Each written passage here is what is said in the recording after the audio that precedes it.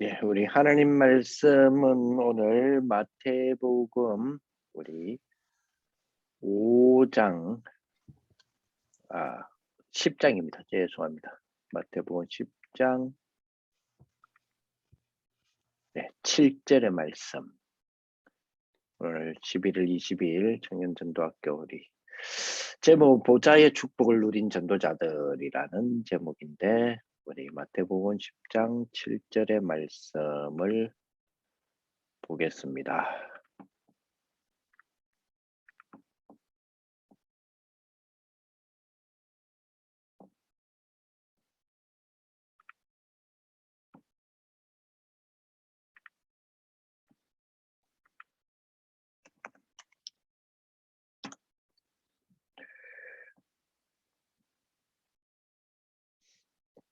마태복음 10장 우리 7절의 한 절의 말씀 봅시다. 같이 읽습니다. 가면서 전파하여 말하되 천국이 가까웠다 하고 예수님께서 이제 제자들을 전도 실습의 장으로 내보내시면서 전도 훈련을 하시면서 너희들 현장으로 가되 이방인의 길로도 가지 말고 사마리아 고을에도 가지 말고 오히려 이스라엘 집에 잃어버린 양에게 가라. 그렇게 하시면서 가면서 이렇게 말해라. 천국이 가까이 왔다. 즉 예수님께서 이 땅의 공생애의 축복을 시작하신 것이 이미 천국이 임했다. 가까이 왔다. 천국이 임했으면 임했지 또 가까이 왔다라는 무슨 말이냐. 천국이 이미 임했고 완성이 남아있다. 그래서 완성이 가까이 왔다. 천국이 이미 임한 것은 하나님 나라가 이미 임한 것은 예수의 이름으로 성령을 힘입어서 귀신이 쫓겨가는 것이라면 이미 하나님 나라가 너희 안에 임한 거 아니냐. 그렇게 마태복음 12장에 말씀하셨죠. 그렇다면 이미 천국이 가까이 왔다라는 말은 하나님의 나라가 임했고 또 완성이 된다. 자, 이런 비밀을 갖고 있는 것입니다. 자, 그러면 그러한 축복 속에 오늘은 이번 주에 주셨던 이 전도학교 메시지에 제목은 보좌의 축복을 누린 전도자들이라는 제목인데 오늘 목사님께서 뭐라고 말씀하셨냐면 2022년 자, 앞으로 우리가 전도학교를 통해서 계속적으로 2022년을 준비하는 그런 한 달이 되도록 하겠다 이렇게 말씀하시면서 이 남은 한 달 정도 그러니까 한 4주 정도 되겠죠.를 2022년을 위한 가지치기 하겠다. 그렇게 말씀을 하셨습니다. 가지치기라 해서 나는 처음에 가지를 막 치내는 줄 알았는데 그게 아니라 이 2022년을 준비하기 위하여서 먼저 가지에 대한 부분들 쭉 설명을 하겠다. 이렇게 말씀하셨습니다. 마태복음 우리 10장 7절에 근거를 해서 주셨던 부분들 보니까요. 천국이 가까이 왔다라고 하셨다는 거죠. 예수님이 오신 것이 하나님 나라에 임한 것이다. 이렇게 말씀을 하셨는데요. 2022년에 지금까지 목사님 말씀하신 부분 2022년 내년부터 본격적으로 하겠다라고 하신 게 두 가지가 있는데요. 그러니까 한 가지는 지난주에 이야기하셨고 또 한 가지는 어떤 면에서는 좀 오래전부터 이야기해왔던 부분인데 2022년에 전략 오래전에 이야기하셨던 것은 뭐냐면 아웃 세팅에 대한 부분을 작품화하겠다. 특별히 작품에서 이제는 전시하겠다. 전시란 말은 내놓겠다. 주로 이제 뭘 내놓느냐? 주로 이제 아웃 세팅을 가진 작품이 몇 가지가 있는데 237 그리고 치유 서밋 등과 같이 몇 가지가 있는데 그 중에서 2022년도에는 치유라고 하는 부분을 이제 우리에게 본격적으로 이제 드러내어서 이 치유의 좀 뭐랄까요?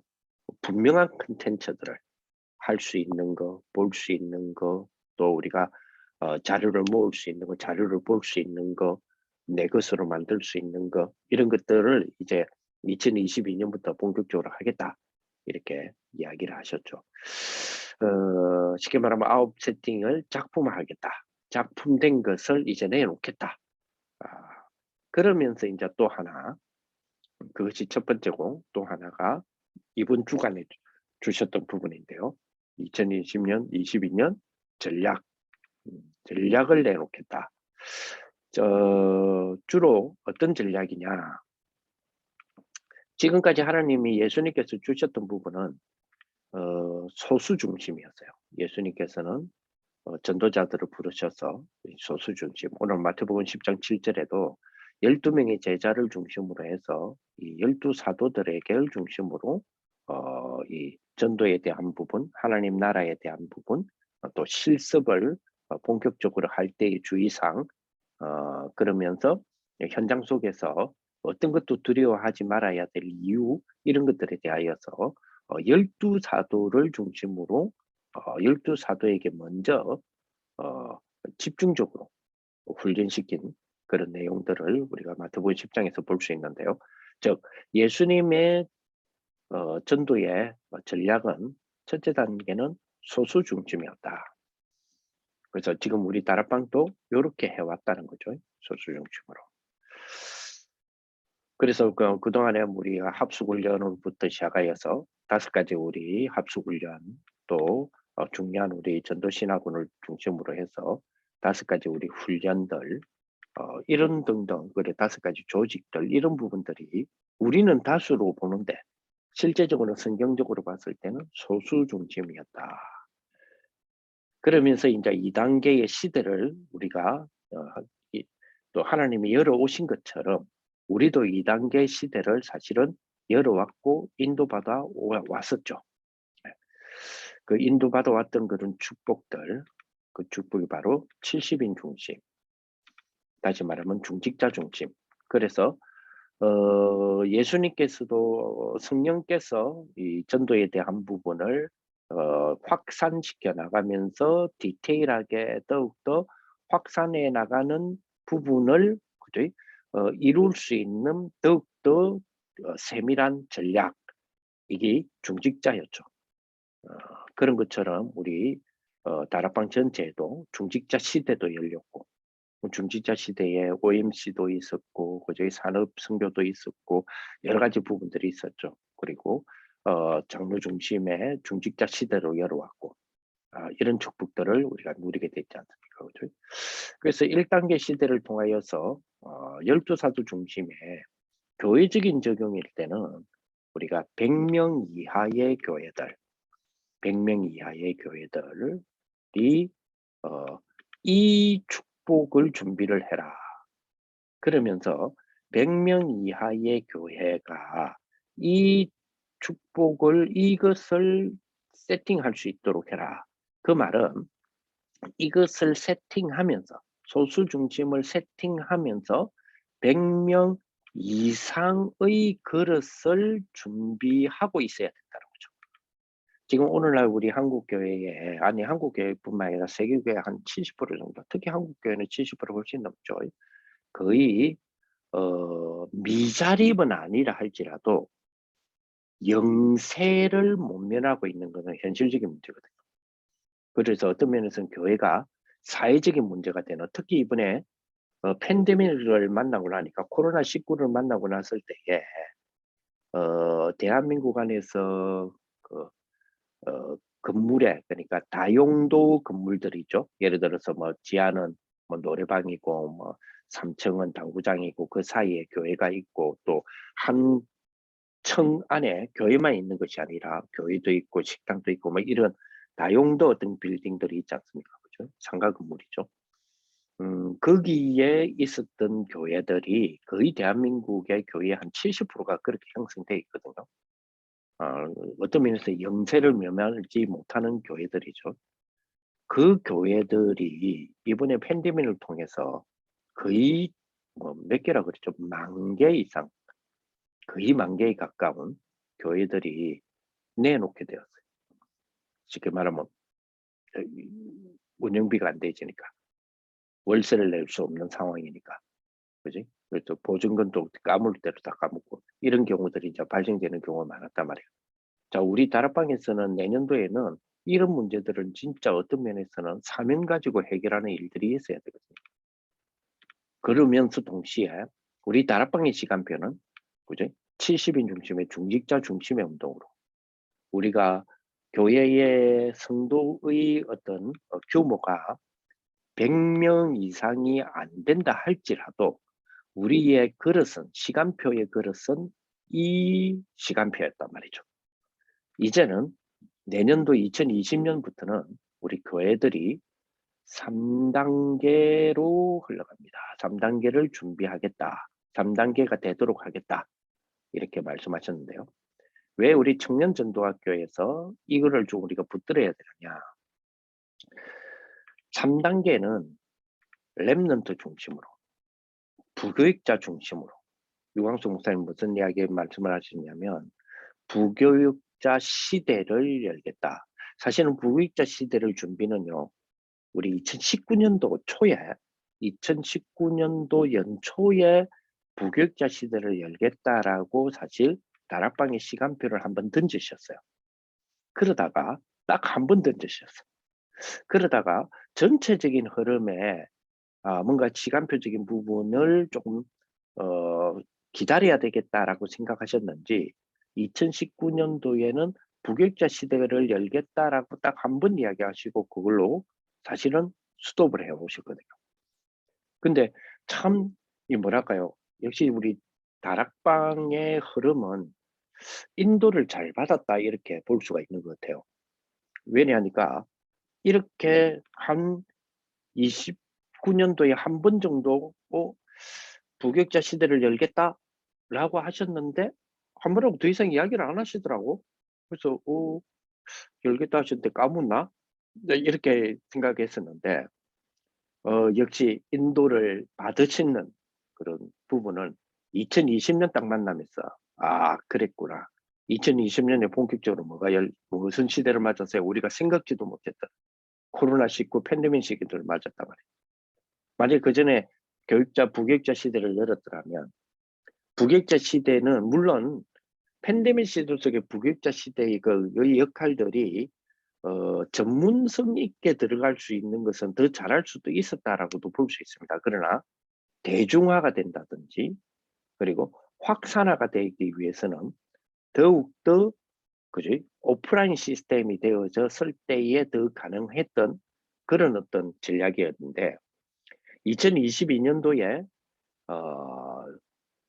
부교육자 시대, 렘넌트 시대와 렘넌트들과 특히 부교육자 시대를 열어서 세계복음화에 대한 부분을 세계 중심으로 가겠다고 유 목사님이 드디어 내년도 전략을 좀 이야기를 하신 거는 제가 봤을 때는 다락방의 전체적인 우리가 흐름의 예측이 내년부터 조금씩 다시 오프라인 시대가 우리가 더 많이 만나게 되겠다라는 그런 어떤 예측을 해봅니다. 그렇기 때문에 예측을 할 수 있는 것은 부교육자 시대를 여시겠다라고 하는 시대 선언을 기점으로 봤을 때 하나님이 오프라인 시대를 조금 더 열겠구나. 그러나 이 오프라인 시대는 우리가 코로나19를 만나기 전의 오프라인 시대였던 곳으로 되돌아가는 것은 아닌 것 같아요.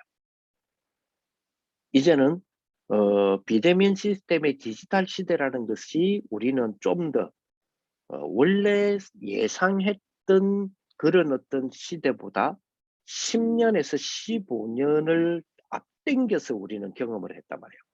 원래는 10년과 15년 후쯤 돼서 우리가 경험해 볼 수 있는 디지털 시대가 코로나19 때문에 사실은 15년을 앞당겨서 우리는 2년 동안을 경험을 했단 말이에요.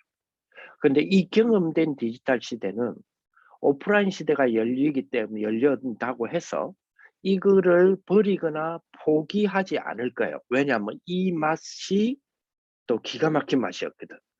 그렇기 때문에 이 두 개가, 그죠? 이 두 개가 한 가지를 지향하는 방향에서 이 두 개가 맞물려 돌아갈 것이다. 그래서 이 코로나19 시대의 마지막 부분에서 한 시대가 탄생할 것이라고 봤던 것이 메타버스 시대였거든요. 그래서 아마 이 부분이 온라인과 오프라인이 함께 가는 메타버스 시대를 우리는 좀 더 경험할 수 있을 거다. 매일 타는 버스 말고요. 메타버스, 어느 정치 우리 후보님께서 메타버스를 하시는데 그 메타버스 말고, 예, 메타, 예, 초월한다는 뜻, 광활하다는 뜻, 그리고 버스, 유니버스, 그죠? 우리들의 지구 세계, 우리들의 현실 세계, 우리들의 우주, 예, 이제 그 두 개를 합친 걸 말하는 거죠. 예.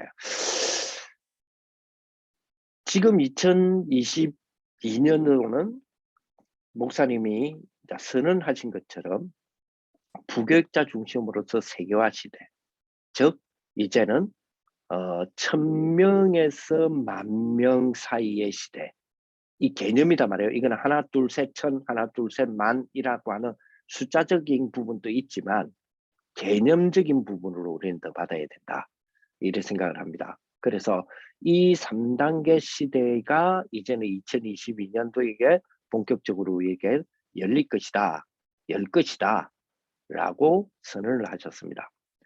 자, 무엇을 포커스를 해서 말씀운동을 벌이려고 하느냐? 다민족. 그래야 1000에서 10,000명이라고 하는 이런 어떤 영향 주는 일이 벌어지고요. 치유, 방법론이죠.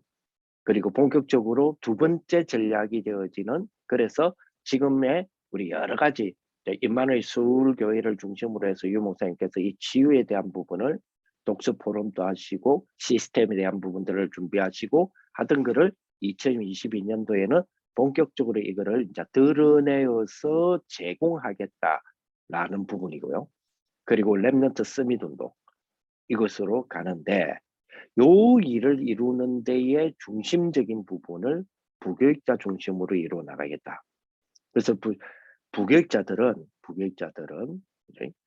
본격적으로 한 부교육자가 70지교회를 이루어 나가는, 그래서 단순한 부교육자, 어느 교회의 전도사님, 어느 교회의 부목사님이라고 하는 부교육자로서의 제한된, 지금까지 한국교회가, 세계교회가 이 교육자들을 제한될 수밖에 없는 시스템으로 만들어져 있던 것에 고리를 끊고 이제는 이들을 한 지역을 담당하는 교회 안 담임 목사, 그러니까 교회 안에서 담임 목사가 지역을 담당하는 70지교회가 되어지면 그 지교회를 담당하는 그 한 지교회가, 이 70지교회가 일대 교구가 되게끔 해서 그것을 담임하게 만드는 그런 부교육자 시대를 열겠다. 그래야 부교육자들 지금 1년에 여러분 아시다시피 올해 우리 RTS만 하더라도요. 올해에 지금 졸업자들이 영군 3학년 졸업자 2년 뒤에 목사님이 되시는 분들이 지금 한 70명 가까이가 지금 졸업을 또 하거든요. 그러면 작년에도 그랬어요. 그럼 재작년에도 그랬단 말이에요. 적어도 한 3년 정도 지나버리면 적어도 200명, 300명의 목사님들이 팍팍팍팍 3년 단위로 한 300명들이 쉽게 말하면 1년 단위로 한 100명의 70명에서 100명의 목사님들이 우리 교단만 하더라도 막 지금 생겨난단 말이에요. 그러면 이분들이 전부 다 개교회를 해 나가면 힘있게 하나님이 우리에게 보여주셨던 초대교회 바울 안디옥 교회를 통하여서 파생되어졌던 마게도니아 지역에서의 그 엄청나게 파생되어졌던 그 교회들, 빌립보 교회, 데살로니가 교회, 고린도 교회, 이런 식으로 힘있는 교회들이 개척이 되면 너무 좋겠지만 실질적으로는 그런 시스템에 한국 교회와 세계 교회가 안 갖춰준 상태에서 목사들은 계속 배출을 하다 보니까 지금 N잡 하시는 목사님들이 서울에 뿐만 아니라 요즘 지방에도 굉장히 많이 있어요. 물론 우리 교단 이야기는 아닙니다만 N잡 아시죠? 예, 왜냐하니까 목회로서의 생계가 유지가 안 되기 때문에 심지어는 낮에는 설교하시고 밤에는 대리운전하시는 이런 목사님들도 많이 지금 현재 실제 현장 속에서는 실제 현실 속에서는 많이 일어나고 있는 이런 우리 현실입니다. 그래서 우리 교단에서는 용 목사님이 이런 부교육자들이 실제 하나님께 쓰임 받을 수 있는 힘 있는 교회의 승김의 교육자들이 될 수 있도록 부교육자 시대를 본격적으로 담임 목사라고 하는 이런 하나님이 담당케 하시는 이런 70지교의 시스템으로 움직여 나가겠다. 우리 청년전도학교에서 내년을 두고 기도해야 될 이유가 바로 여기에 있겠죠. 다시 말하면 자, 바꿔놓고 봅시다. 자, 이런 시대가 물론 자, 모든 교회가 이렇게 시스템이 동시에 땅 하지는 못하겠죠. 교회마다 사정들이 다 있으니까. 그러나 여기에 대한 롤모델로 당연히 임마누일이라고 하는 교회가 먼저 롤모델로서 유목쌤 시작을 하시겠죠. 그러면 다른 교회들도 여러 모양의 그림들을 그죠? 가장 자기 교회의 그림에 맞게 적용해서 따라오겠죠. 그죠? 그러면 만약에 제가 이제 70지교를 하게 되잖아요. 그러면 당연히 자 1단계는 아까 이게 소수 중심이었어요. 열도사도 2단계는 중직자 중심이었죠. 그러면 중직자 입장에서 봅시다. 장로님들 입장에서 얼마 전까지만 해도 우리 장로 시대였어. 중직자 시대였어. 이제는 그죠? 이제는 부교육자 시대가 가네. 이러면 내가 이 부교육자 시대와 그죠? 시대와 관련되어진 2단계의 장로구나라는 생각을 잘 안 하죠. 현실은 그렇잖아요. 우리 시대에서 이제는 새로운 거 하시는가 봐. 그러니 이제 어떤 면에서는 그동안에 중직자 시대 해가지고 좋은 축복도 있었지만은 부담 아닌 부담도 있었는데 이제는 이 부담이 장로님들이 좀 내려줄 수도 있겠다라는 생각도 할 수도 있단 말이에요. 쉽게 말하면 이게 별개의 것이 될 가능성이 있어요. 그죠? 물론 다 그렇지는 않습니다. 또 목사님은 유 목사님을 비롯한 또 다락방 전체적인 흐름은 당연히 같이 가야 된다라고 이야기하겠지만 현실 속에서는 아마 약간 초반에는 분리될 수도 있을 거예요. 그러면 제 같은 경우에 예를 들어서 70 백무사 이제 부교육자로서 70지교 해라 하면 당연히 누구하고 손잡고 하려고 그럴까요? 제일 먼저 떠오르는 게 청년들이에요. 그러니 자 그러면 내년부터 우리 청년이라고 하는 우리 청년들이 어떤 그림이 그려져 있어야 되는가 하는 것들을 우리가 한 달 동안은 우리도 준비를 해야 된다 이 말이에요. 자 그러면 파라적인 개념보다는 로컬적인 개념이 더 강해지겠죠. 그것도 예측을 해야 되고요.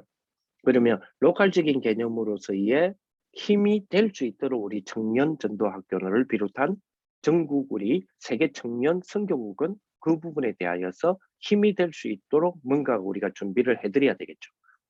그렇게 가야 되겠죠. 그죠? 그런 것들도 우리가 한번 생각해 봐야 된다. 당연히 여러분들에게 손이 뻗어올 겁니다. 지시도 뻗어올 거고. 그죠? 누구보다도. 장로님들에게는 못하겠죠. 부교육자가 장로님들에게 이렇게 하세요. 70지기를 위해서는 당신들 이렇게 하세요. 이렇게는 못하잖아요. 전도사님이 장로님 보고 이렇게 하세요를 못하잖아요. 그러나 청년들에게는 그렇게 하겠죠. 그러면 청년들 입장에서는 자 우리는 고린도서 5장 17절의 말씀처럼 우리는 새로운 피조물이거든요. 구원받은 새로운 피조물이잖아요. 그러면 재창조된 구원받은 사람입니다. 그러면 새로운 피조물은 새로운 생각으로 새로운 방식으로 살아가는 사람들입니다. 그렇죠. 그러면 새로운 방식으로 살아가는 새로운 피조물의 새로운 방식은 뭡니까? 우리의 사고, 우리의 살아가는 라이프 스타일이 전도입니다. 우리는. 당연하죠. 새로운 피조물이니까. 새로운 방식으로 사는 사람들이에요. 그럼 새로운 피조물의 새로운 방식은 뭐죠? 새로운 삶의 방식. 오직 의인은 믿음으로 말미암아 라이브하리라 살리라. 그죠? 죽은 상태에서 일어나는 삶 말고 믿음으로 말미암아 살리라. 살아가는 방식이니라. 그렇다면 그게 뭘까요? 당연히 우리는 전도라고 하는 사고를 가져야 된단 말이에요. 왜? 새로운 피조물이기 때문에. 이 땅에서의 우리가 가져왔던 생각, 마음, 그죠? 그러한 또 우리 뇌에서 우리가 막 사용했던 어떤 부분, 그리고 우리의 영혼, 우리의 영혼이라고 하는 시간표를 갖고 생각했던 우리의 기도들, 하나님 이렇게 되었으면 좋겠습니다. 치유되었으면 좋겠습니다. 의식주 문제가 해결됐으면 좋겠습니다. 라고 하는 부분에서 이제는 구원받은 하나님의 백성답게 생각을 하는 그 삶을 살아야 되잖아요. 그럼 그게 뭘까요? 그거는 뭐 당연히 우리 전도잖아요. 그러면 이 전도라고 하는 우리에게 주어진 그지?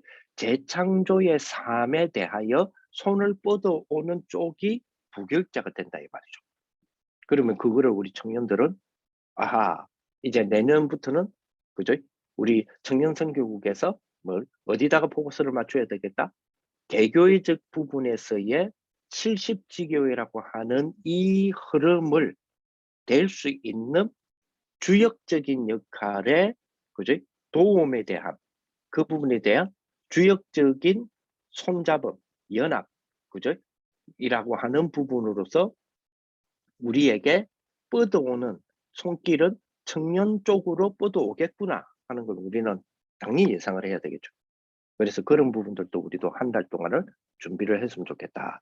그래서 내년을 맞이해도 우리도 준비된 상황에서 맞이하는 그런 부분이 됐으면 좋겠다 이런 생각이 듭니다. 자, 이런 70지교회를 세우는데 목사님 절대 세 가지는 하지 마라 그랬거든요. 표시 없이 해라. 절대 표내지 마라. 더 중요한 거는 건물 없이 해라. 아니 70지교회로서 담임 목사라고 하는 시스템으로 가겠다 하는데 건물 없이 해라. 그리고 조직 없이 해라. 이 말은 혼자 독불장군으로 뛰라 이 말이 아니잖아요. 뭘 해라면 우리는 뭡니까? 시스템 어떻게 해야 됩니까? 조직 어떻게 해야 됩니까? 이게 너무 복잡하단 말이에요. 복잡하게 생각한단 말이에요. 어렵게 생각한단 말이에요. 그래서 뭐요? 표시 없이. 건물이 없어도 돼. 건물에서 하나님이 현장 속에 다 준비를 해놨기 때문에. 그리고 조직 없이 해 말은 혼자서 독불장군 해라는 말이 아니라 복잡하게 하지 마라 이 말이에요.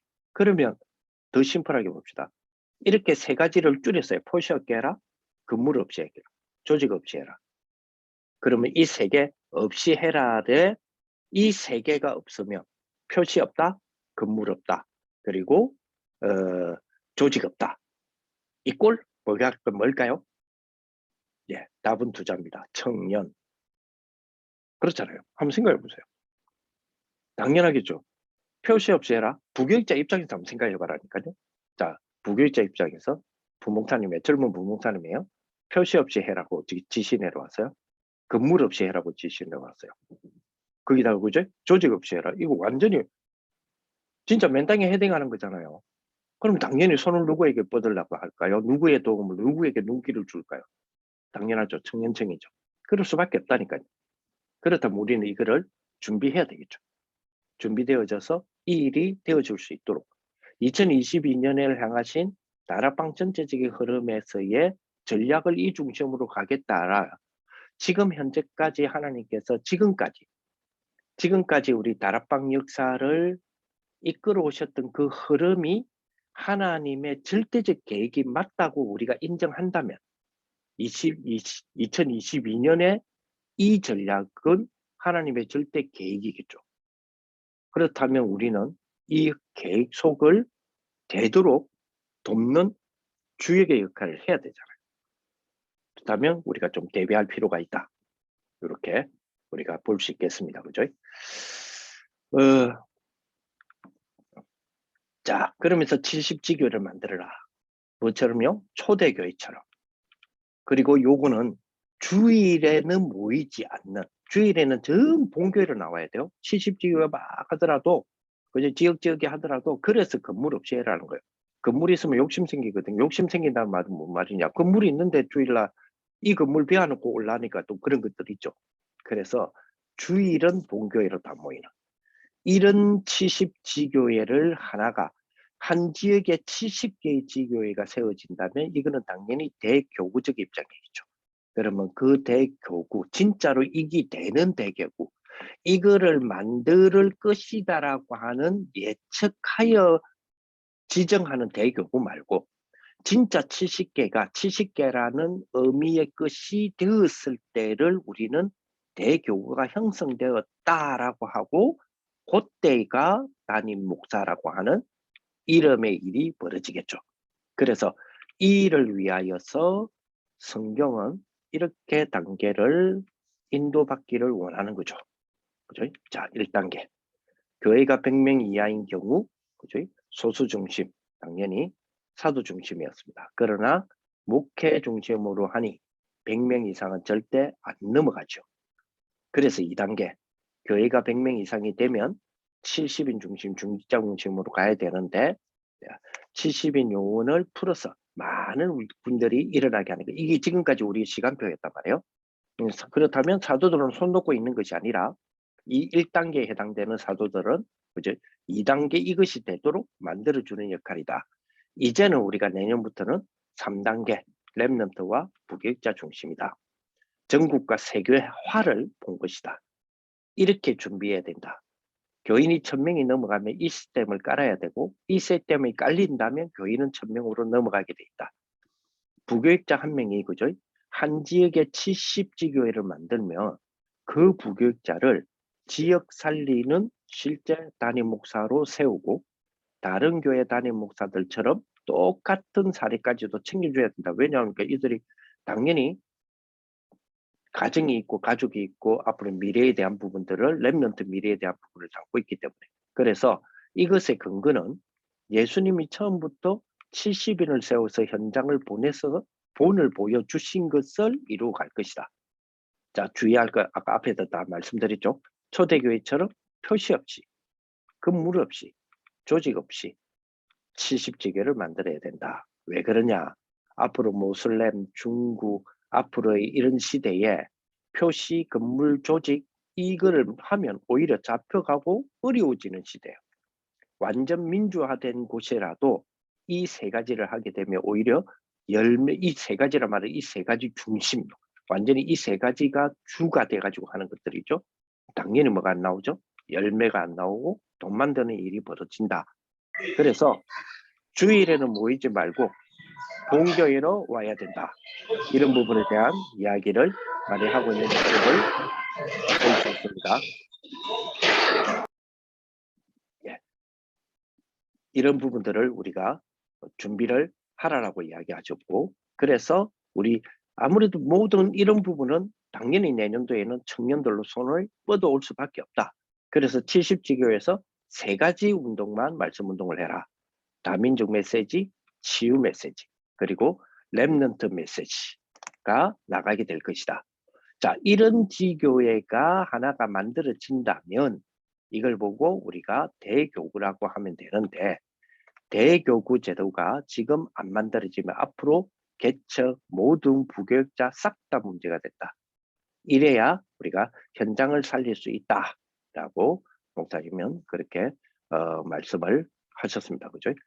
자, 그래서 두 번째 아까 말씀드렸던 자, 그러면 이런 시스템들을 이러한 부분들을 우리가 만들어서 지금까지 치유를 중심으로 하여서 작품에 대한 것들을 준비했던 이것이 내년도에는 그죠? 이것이 이제는 확실한 자료를 가지고 치유가 시작되게 될 것이다. 그래서 우리 청년들이 여기에 준비를 해야 되고요. 자, 팬데믹 시대 속에 준비하라고 하신 것들 있죠. 그래서 우리는 팬데믹 시대 속에서 여러 가지를 우리 청년 전도학교를 통하여서 특히 우리 임원들과 함께 기도해 왔던 것들이 있습니다. 그죠? 특별히 디지털 시대에 대한 부분들을 생각해 봤죠. 자, 팬데믹 시대에 아까 말했던 부교육자 시대가 이제는 오픈이 되어지면서 부교육자 시대의 70지교회의 대교구라 하는 오프라인과 아웃 세팅의 작품이 이제는 본격적으로 시작하게 되어지는 작품은 결국 뭐죠? 디지털이라고 하는 도구를 통하여서 드러내는 부분이기 때문에 여기에 더욱 리더 중심의 역할을 요구받을 수밖에 없고 할 수밖에 없는 계층이 청년 계층일 수밖에 없다라고 하는 부분을 우리는 내년을 두고 벌써 기도하면서 준비를 해야 된다. 특히 한 달 동안에 더 메시지를 받으면서 우리는 좀 생각을 해봐야 될 겁니다. 그죠? 자, 하나님의 바울을 쓰신 이유, 그죠? 사도행전 2장에서 마가다락방의 역사, 그죠? 이 역사와 똑같은 응답이 선교지에도 일어난다. 이걸 알았다는 거죠. 그래서 사도행전 13장 1절부터 4절에 그죠? 성령 인도 받으려고, 그죠? 사도행전 2장에서의 일어났던 마가다락방에 일어났던 그 성령의 역사와 똑같은 성령의 역사를 받으려고 똑같은 성령을 받으려고 금식까지 하면서 기도했잖아요.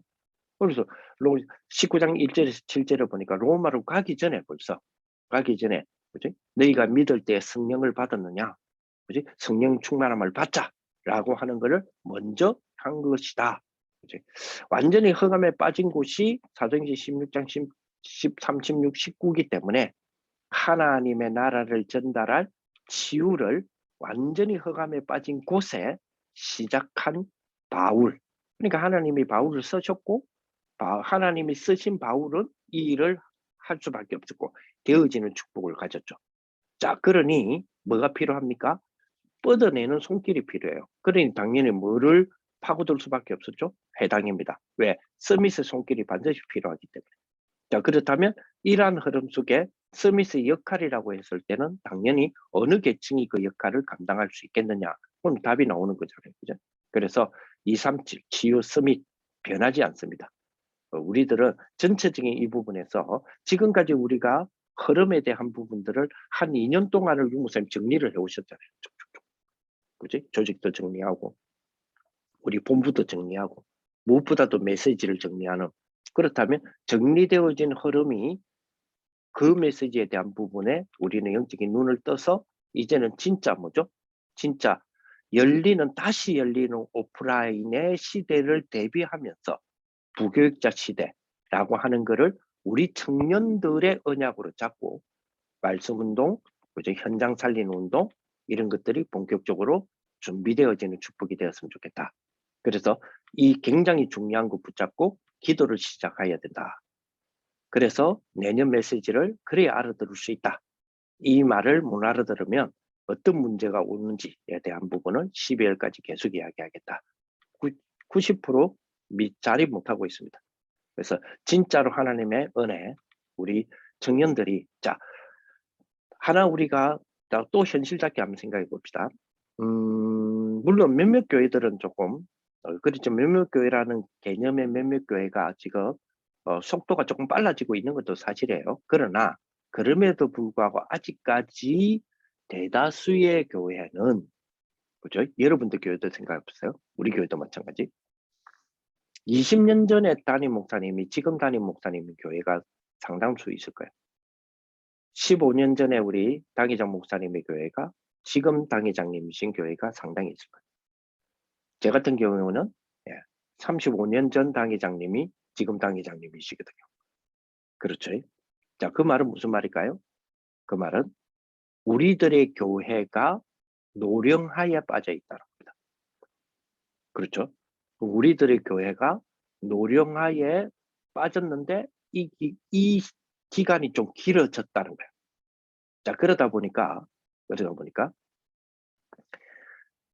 10년 전까지만 해도 그렇지 않았던 분들이 10년 어느 사이에 우리도 10년이 되어져서 잔소리하는 나이가 됐더라고.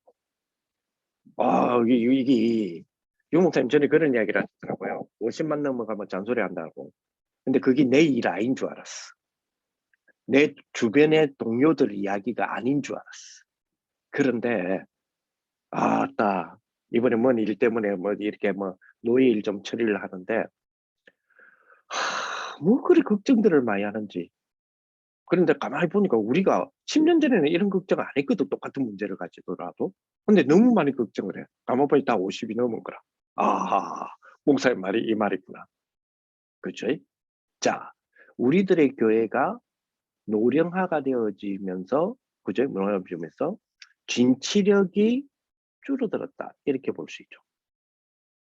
그렇다면 이 역할들을 지금 부교육자 시대를 열어서 70지개 운동을 해 나가겠다는 말은 분위기도 쇄신하는 부분이 들어갔다는 거죠.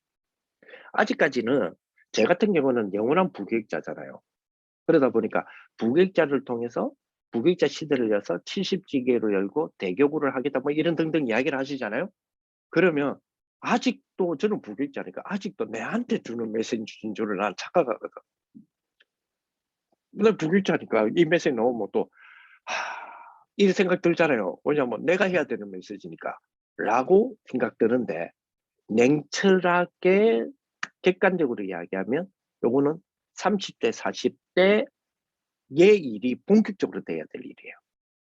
그렇다면 또다시 이야기하지만 이들은 누구에게 손을 뻗을까요? 그렇습니다.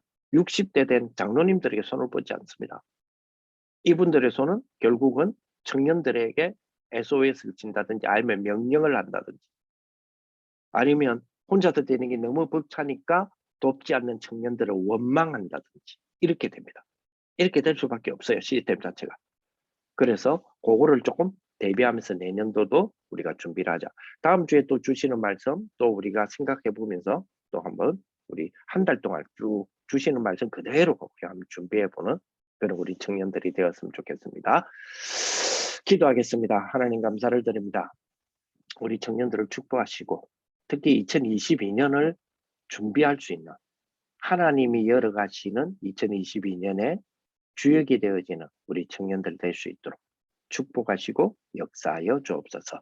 우리 주 예수 그리스도의 은혜와 하나님의 사랑과 성령의 교통하심이 2022년을 대비하면서 주시는 말씀 그대로의 언약에 주역되기를 원하는 모든 우리 청년들 특히 우리 이분들 머리 위 이제부터 영원토록 항상 함께 있을지어다. 아멘. 감사합니다.